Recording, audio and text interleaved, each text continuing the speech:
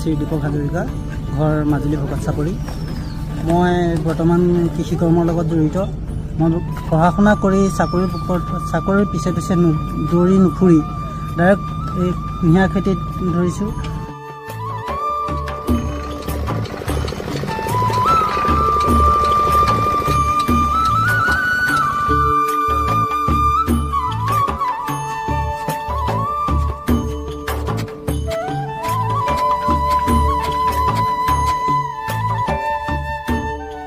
বৰ্তমান আমি ডেইলি 30,000 পৰ্যন্ত ডেইলি ইনকাম কৰিছোঁ। লোকৰ মাটি লিজত লৈ খেতি কৰিছোঁ।